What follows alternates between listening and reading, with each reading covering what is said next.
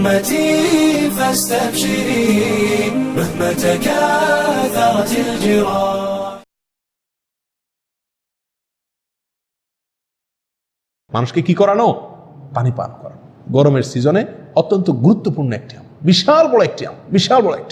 সুনানে নাসাইতে এক যুগে বর্ণিত হয়েছে, বিশুদ্ধ সূত্রে হাদিসে আসছে, নবী সাল্লাল্লাহু আলাইহি ওয়াসাল্লামের কাছে এক লোক এসে বলছে, ইয়া রাসূলুল্লাহ, আমার মা মারা গেছেন, আমি তার কাছ পক্ষ থেকে দান করলে তার করতে পারি কিনা? নবী সাল্লাল্লাহু আলাইহি ওয়াসাল্লাম বলেছেন, নাম করতে পারো, তার পক্ষ থেকে তুমি দান করতে চাইলে করতে পারো।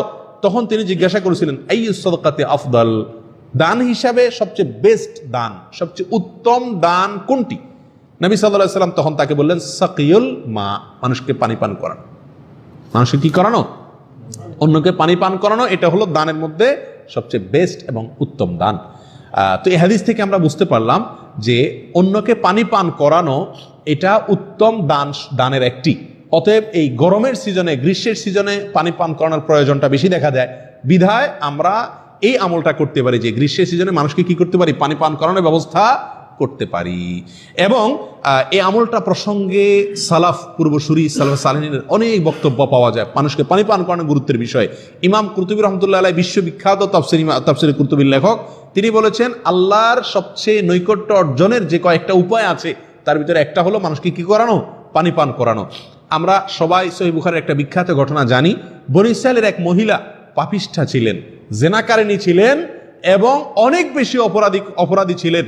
এই মহিলা রাস্তা দিয়ে যাচ্ছেন, দেখছেন একটি কুকুর পিপাসার্ত, তৃষ্ণার আতিশয্যে সে মারা যাওয়ার উপক্রম। ওই মুহূর্তে সে ভদ্র মহিলা দেখলেন যে পাশে কূপের কাছে ধুকে ধুকে কুকুরটা মারা যাচ্ছে তৃষ্ণায়। তিনি তখন তার ওড়নাকে ছেড়ে দিয়ে কূপে ভিজায়া উঠায়া ওইটাকে চিবায়া কুকুরকে পানি পান করালেন এবং কুকুর বেঁচে গেল। এই যে কুকুরকে কষ্টের মুহূর্তে পানি পান করালেন, এই উসিলায় আল্লাহ সুবহানাহু ওয়া তাআলা তার সব গুনাহ মাফ করে দিয়েছেন। এই হাদিস থেকে, বুখারীর হাদিস থেকে অনেক সালাফ বলেন, কেউ যদি নিজের অপরাধ অনেক বেশি হয়ে গেছে, মনে হয় যে আমি আল্লাহর কাছে অনেক বেশি গুনাহ করে ফেলেছি, বিশেষ করে জেনার গুনাহ, অন্য গুনাহ আমি অনেক বেশি হয়ে গেছে, এটা যদি কারোর মনে হয়, সেই জন্য মানুষকে পানি পান করায়। কারণ আল্লাহ তাআলা এই মহিলাকে, এই ব্যভিচারিণী জেনাকারিণী মহিলাকে আল্লাহ তাআলা কি করছেন?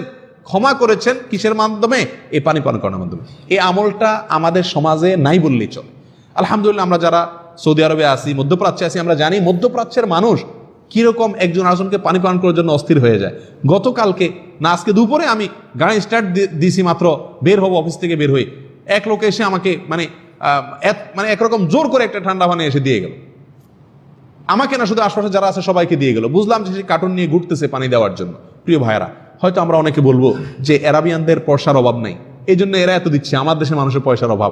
আপনাকে তো বলে নাই কেউ ওই দোকান থেকে ঠান্ডা পানির বোতল কিনে আনে দিতে। আপনি বাসা থেকে ঠান্ডা পানি নিয়ে মানুষকে খাওয়ান না, এটা পাখির জন্য পানির ব্যবস্থা করেন না। খুব সহজ তো, আমাকে যার যার সামর্থ্য অনুযায়ী তো আল্লাহ তাআলা জিজ্ঞাসা করবেন। আমাকে তো বলা হচ্ছে না যে মিনারেল ওয়াটার কিনে কিনে মানুষকে খাওয়াইতে হবে।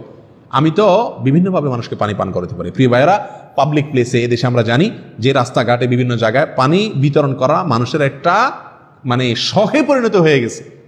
গরিব ধনী কিচ্ছু নাই, সবাই চেষ্টা করে গরমের সময় কাউকে একটু কি কারণ পানি পান করানো। এই জিনিসটা আমাদের দেশে একেবারে বিলুপ্ত বললেই চলে, কোথাও পাওয়া যায় না। অথচ পাবলিক প্লেসগুলোতে পানির ট্যাঙ্কি বসানো যেতে পারে, টেপ বসানো যেতে পারে যাতে মানুষ পানি খায়। এরকমভাবে মিনারেল ওয়াটার কিনে মানুষকে দেওয়া যেতে পারে বিশেষ বিশেষ সময়। এগুলো আমাদের করা দরকার। আল্লাহ তাআলা আমাদেরকে আমলের তৌফিক দান করেন।